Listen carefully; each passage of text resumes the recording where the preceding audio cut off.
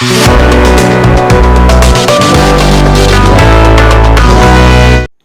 Back दोस्तों। आज की वीडियो हम क्लास 9th की गणित के चैप्टर 1 नंबर सिस्टम के प्रश्नावली 1.3 के कुछ उदाहरण हल करने वाले हैं। दोस्तों, इससे पहले की वीडियो में हमने उदाहरण नंबर 5, 6 और 7 से संबंधित प्रश्नों को हल किया था।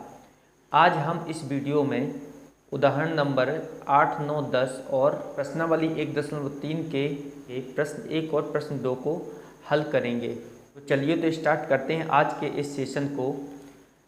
उदाहरण नंबर 8 दिया हुआ है कि दिखाइए कि 1.272727 डैश डैश डैश बराबर 1.27 रिपीट को पी बाई क्यू के रूप में व्यक्त किया जा सकता है, जहां पी और क्यू पूर्णांक हैं और क्यू बराबर नहीं है 0 के। तो इस तरह के प्रश्नों को हल करने के लिए सबसे पहले जो दिया हुआ है उसे मान लेते हैं कि माना x बराबर 1.27, जिसके ऊपर रिपीट है उसमें रिपीट लगा देते हैं। इसका मतलब होता है कि यहाँ पर 2.7 के ऊपर रिपीट है, मतलब 2.7 आगे की ओर इसी प्रकार से बढ़ता चला जाएगा। इसे हम समीकरण नंबर 1 देंगे। बताया गया था कि यदि एक नंबर के बाद रिपीट लगा हो तो हम उसमें 10 का 2 नंबर के बाद लगा हो तो 100 का और 3 नंबर के बाद लगा हो तो 1000 का गुणा करेंगे। तो यहाँ पर 2 नंबर के बाद लगा हुआ है, इस कारण से हम इसमें समीकरण 1 के दोनों पक्षों में 100 का गुणा करने पर हम बोथ साइड 100 से मल्टीप्लाई करेंगे। 100 से मल्टीप्लाई करने पर यहाँ आएगा 100x।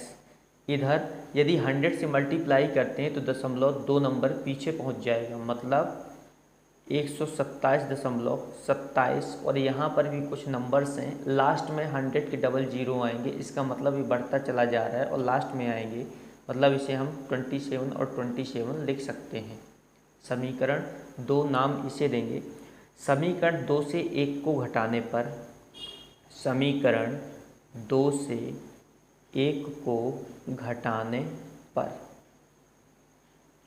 दोस्तों समीकरण 2 से 1 को घटाते हैं। 100x में से साइड से साइड को घटाएंगे, 100x में से x को घटाएंगे, बराबर 127.2727। इससे घटाएंगे 1.2727 को। इसे आप इस तरह से भी माइनस कर सकते हैं। 7 में से 1 जाएगा 6 और 12 में से 12। तो यहाँ आप देख सकते हैं कि यहाँ पर 126 इसका घटाने पर आया, और 100x में से 1x घटाएंगे तो 99x आएगा। तो x की वैल्यू अगर निकालेंगे तो 126/99। यहाँ ये मल्टीप्लाई में तो डिवाइड में चला जाएगा। ये दोनों नंबर ही 3 से डिविजिबल हैं, इस कारण से शॉर्ट फॉर्म में से कट करेंगे तो 3 3 जा 9, 3 3 जा 9, 3 4 जा 12, 3 2 जा 6। अभी भी ये 3 से डिविजिबल है तो एक बार और काट देंगे। 3 1 जा 3, 3 1 जा 3, 3 1 जा 3, 3 4 जा 12। इस प्रकार से x बराबर 14/11 14/11 एक परिमेय संख्या प्राप्त हुई जो p बाई क्यू के रूप में है। उदाहरण नंबर 9 दिया है कि दिखाइए कि 0.23535355, यानी कि 0.235 के ऊपर रिपीट लगा हुआ है, रिपीट को पी बाई क्यू के रूप में व्यक्त कर सकते हैं, जहां p और q पूर्णांक है, जहां q बराबर नहीं 0 के है। माना x बराबर 0.23535, जिसे हमने 0.235 के रूप में डिनोट किया है। हमने इसको लिख दिया x बराबर 0. अपने हिसाब से 235 रिपीट हो रहा है तो 35 को हम 2 बार लिख देते हैं। इसी प्रकार से आगे बढ़ता जाएगा। इसे समीकरण 1 का मान देते हैं।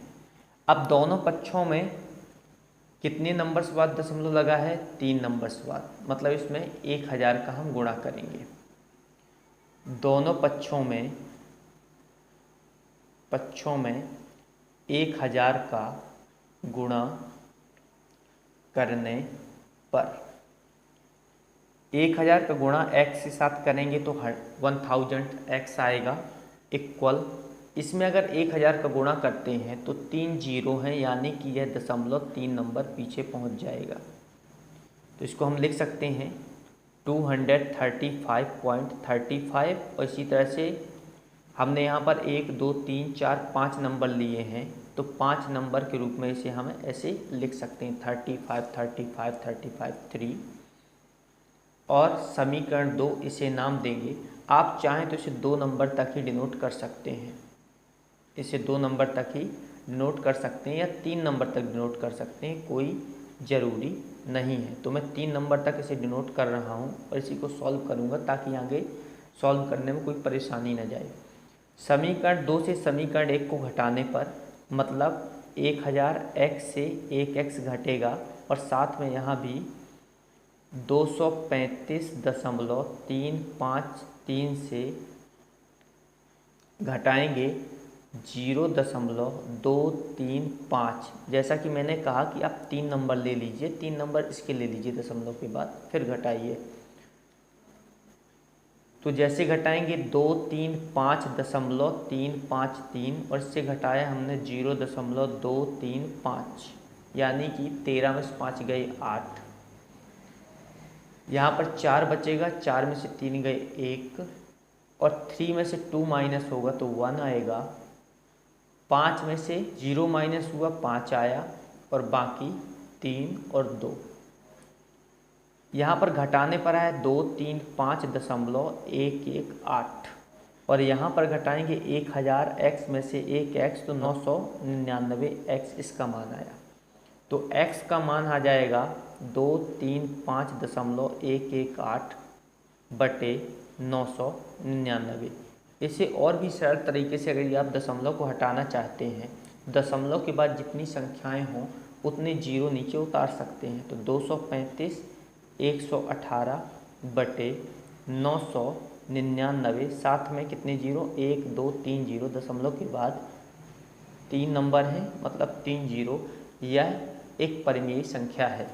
इसे उदाहरण नंबर 10 दिया हुआ है कि 1/7 और 2/7 के बीच एक अपरिमेय संख्या ज्ञात कीजिए। दोस्तों, हमने पिछली एक्सरसाइज में हमने परिमेय संख्या मतलब 2 परिमेय संख्याओं के बीच में परिमेय संख्या ज्ञात की है। उसी प्रोसेस का प्रयोग करके हम इनके बीच में अपरिमेय संख्या भी ज्ञात करेंगे। जैसा कि मैंने बताया था कि एक मेथड का प्रयोग करते हैं कि a+b/2 परिमेय संख्या ज्ञात करने के लिए, मतलब पहली परिमेय संख्या प्लस दूसरी परिमेय संख्या अपॉन आधा करते हैं तो बीच की परिमेय संख्या आती है। तो यहाँ पर पहली परिमेय संख्या 1/7 है और दूसरी परिमेय संख्या 2/7 है और इसके बीच में हम एक परिमेय संख्या पहले निकालेंगे, फिर उसे अपरिमेय बनाने का प्रयास करेंगे। तो आप देख सकते हैं कि इस मेथड के द्वारा यदि हम दोनों परिमेय संख्याओं को प्लस करें और इसका हाफ कर दें तो इसको जब हल करेंगे तो आएगा 7 और ऊपर आया 1-2 और इसके बटे में 2, इन दोनों का मल्टीप्लाई हो जाता है तो 3/7×2=14। 3/14 हमें एक परिमेय संख्या प्राप्त हुई। इसे अपरिमेय संख्या के रूप में हम लिखेंगे। अपरिमेय संख्या के रूप में लिखने के लिए 3 को 14 से भाग देंगे और यहाँ जानते कि 14 से 3 भाग नहीं जाएगा, इसका मतलब हम दशमलव का प्रयोग करेंगे तो यहाँ एक जीरो आ जाएगा। 14 का पहाड़ में 14×2=28 और इसको जैसे ही घटाएंगे तो यहाँ पर 2 आएगा। 30 में से 28 घटेगा 2 आएगा, इसमें एक जीरो बढ़ाया 14×1=14।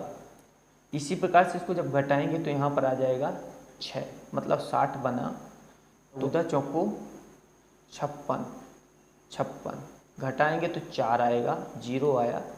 14×2=28, 14×3=42 तो 14×2=28 घटाने पर यहाँ पर 2 आया और यहाँ पर 1 आया। इसी प्रकार से और आगे की ओर बढ़ता जाएगा। कहने का मतलब ये एक अपरिमेय संख्या होगी जो आगे की ओर बढ़ती चली जाएगी। तो इसे हम लिख सकते हैं 0.2142 इसी तरह से बढ़ती जाएगी। यह एक अपरिमेय संख्या है जो 1/7 और 2/7 के बीच उपस्थित है। यदि आप इसे भी अपरिमेय संख्या बनाना चाहें तो इसे आप भाग दे सकते हैं और इसकी वैल्यू हमेशा दशमलव में इसी तरह से बढ़ती हुई जाएगी। तो इन दो अपरिमेय संख्याओं के बीच में एक अपरिमेय संख्या ये भी हो सकती है। प्रश्न नंबर 1 दिया हुआ है कि निम्नलिखित भिन्नों को दशमलव के रूप में लिखिए और बताइए कि प्रत्येक भिन्न का दशमलव प्रसार किस प्रकार का है। तो यहाँ 36/100 का मतलब होता है 36 को 100 से भाग देना है, तो 100 से 36 को भाग देंगे। ये एक बार में भाग नहीं जाएगा, मतलब इसमें पॉइंट लगेगा, तो पॉइंट लगाने के बाद 0 हुआ और 360 बना, तो 100 3 बार जाएगा तो 300 आएगा। इसमें माइनस करेंगे तो 0 आया, 6 आया, एक 0 और दशमलव के बाद, तो 100 6 टाइम में 600 आएगा। घटाने पर ये पूरा का पूरा डिविजिबल हो गया, यानी कि 0.36 इसका दशमलव प्रसार है। और जैसा कि हम जानते हैं कि इसे शांत और अशांत के रूप में भी पढ़ सकते हैं, तो यह प्रसार एकदम शांत है क्योंकि आगे कोई शेषफल नहीं है और आगे यह बढ़ भी नहीं रहा। दूसरा क्वेश्चन दिया हुआ है कि 1 को 11 से भाग देना है और बताना है कि इसका दशमलव प्रसार कैसा होगा या फिर दशमलव प्रसार क्या होगा।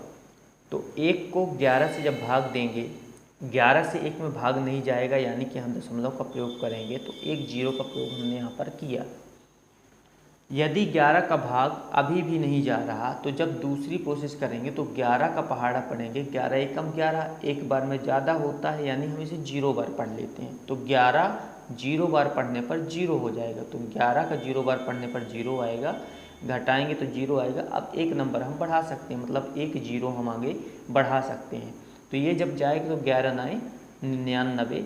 इसी तरह से अगर घटाएंगे तो 100 में से 99 मतलब 1 आएगा। कहने के बाद पुनः वही प्रोसेस स्टार्ट होने वाली है, मतलब हमने एक 0 बढ़ा दिया, 0 नहीं जा रहा, भाग नहीं जा रहा, 0 बार करेंगे, मतलब एक 0 पुनः आ जाएगा और 11 9 99, मतलब पुनः 1 प्राप्त हो गया। तो हमें ये पता चल रहा है कि इसी तरह से इसका दशमलव प्रसार आगे बढ़ता जाएगा, यानी कि 0.090909 इसका दशमलव प्रसार होगा, जिसे हम 0 जो रिपीट हो रहा है, जैसे 0 रिपीट हो रहा है तो 0.9 के ऊपर रिपीट लगा सकते हैं। ये इसका दशमलव प्रसार होगा जो कि अशांत होगा। अगला प्रश्न दिया हुआ है कि 4 सही 1/8 का दशमलव प्रसार ज्ञात कीजिए। सबसे पहले यह एक मिश्र भिन्न में है, तो इसे हम अनुचित भिन्न में कन्वर्ट करेंगे। जैसे 4 8 32, एक 33, 33/8। अब 33 को 8 से भाग देंगे और बताएंगे कि इसका प्रसार कैसा है।